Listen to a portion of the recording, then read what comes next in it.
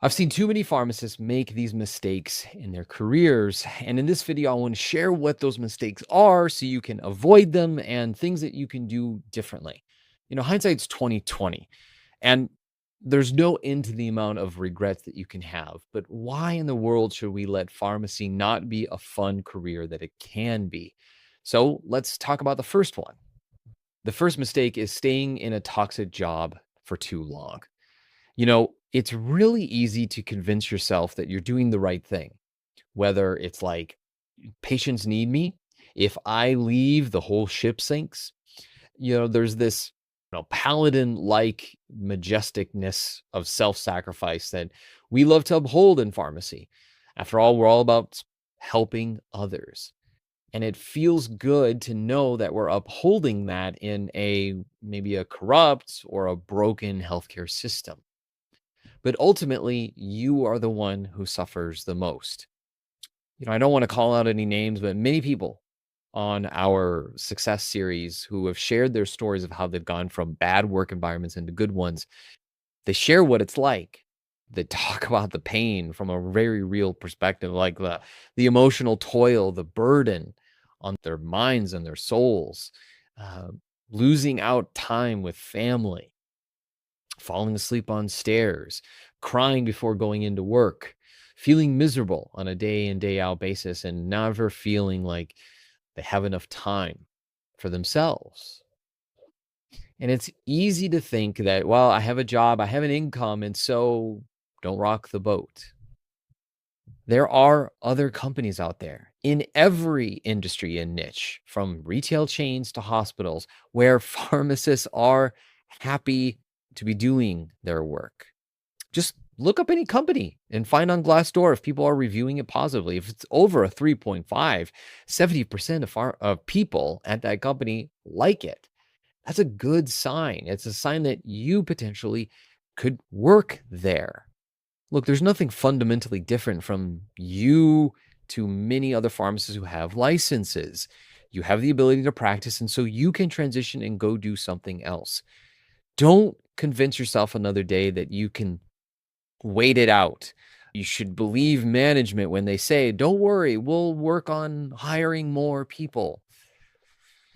Make your career yours. This next mistake hits a little bit close to home, and it's neglecting work-life balance. I am someone who honestly is driven to prove my value. I grew up in a traditional home where I was taught from a young age to work hard and to do my best. And I'm somewhat competitive in nature. And throughout school, I always compared myself to the people who were ahead of me, the 4.0s, the really smart kids. And I could never really measure up to it. And that motivation has led me to work way harder than I needed to. I still am plagued by this demon to this day, and I have to remind myself. Even as I was recording these videos, I thought, oh, I can do more today than maybe what I should. And this kind of behavior is what ultimately leaves me feeling like negative.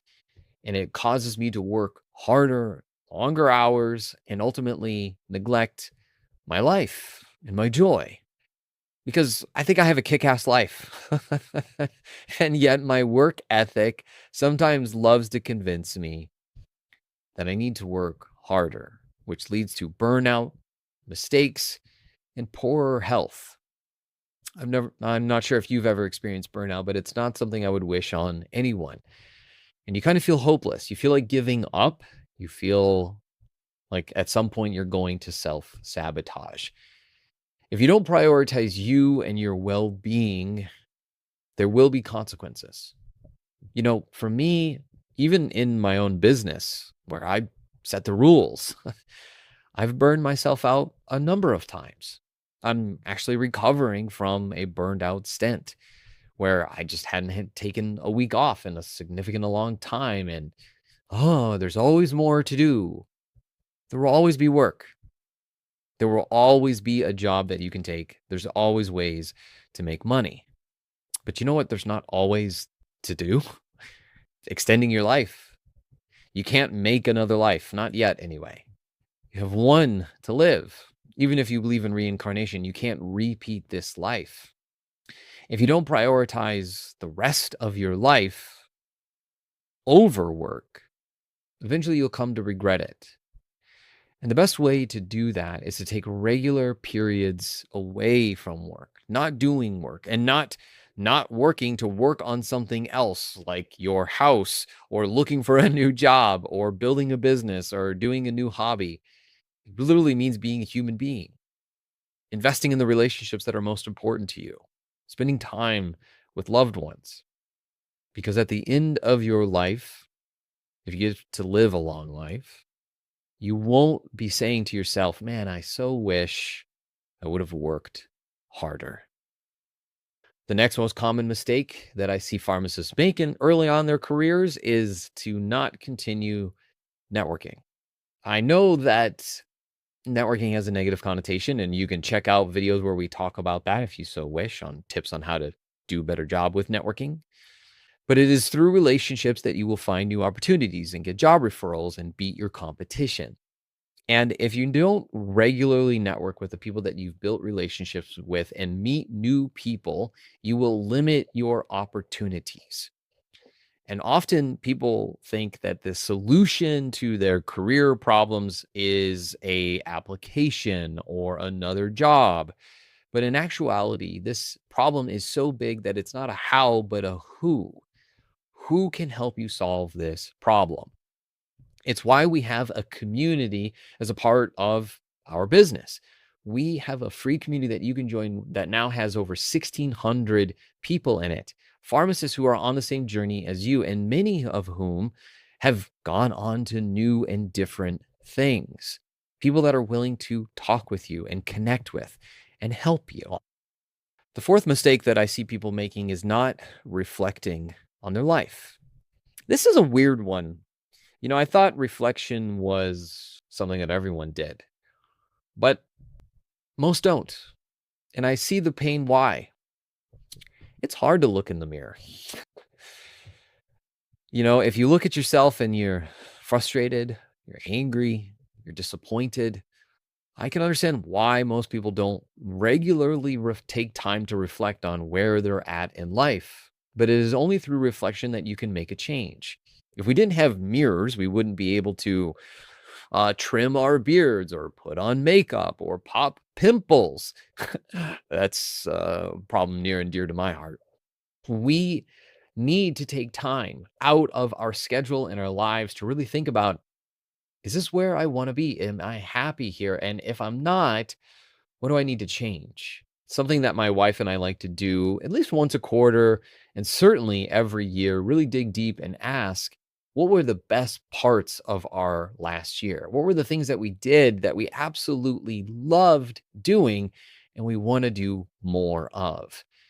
Taking that time to reflect on the good things helps us create more of those good memories. My wife and I were just reflecting. We got to spend 3 months in Texas and Mexico, and we both concluded that this was the best thing we had done for our marriage in years. And so we're going to be doing that again and figuring out how can we even extend it further than just 3 months. The next mistake is to not plan your career. In our career path workshop, one of the things that we do is we show people that you've got to think ahead. Where do you want to be 5 years from now? And not just like slightly better future, but like an ideal, amazing future where you're really happy and you're enjoying things. If you don't come with an idealistic perspective on this, then you kind of settle for second or even third, fourth best.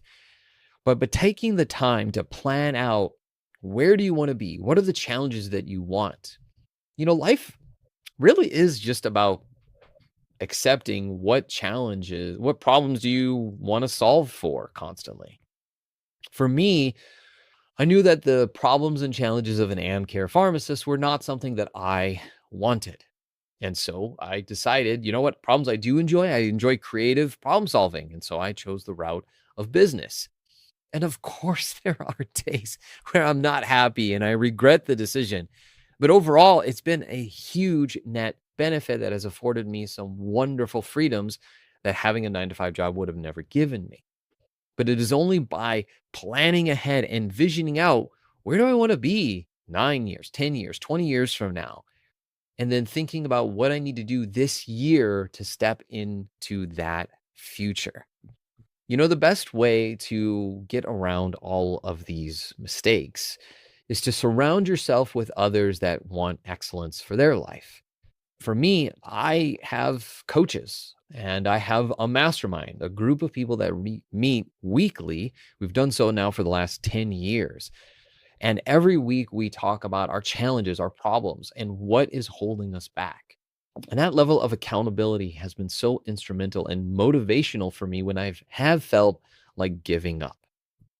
When you surround yourselves with others, you can truly make a difference for yourself because it's no longer just you fighting for these goals. It's other people who are advocating just as much for you as you should for yourself. And that's the final call to action here. Join our community, meet other pharmacists who are on that same journey as you so that you can not feel like you're alone in this, because it often feels so lonely when looking for a job, building a business, building your dream life, whatever it is that you're seeking. And when you get to do it with others, it is so much more fun and enjoyable. Making mistakes in your career is oh so common, but it doesn't have to be common that you make them. Build support, surround yourself with other people. You are not alone in this journey. And it is by the power of other people building into your life that you can make yours better. I hope you liked this video. Let me know in the comments below.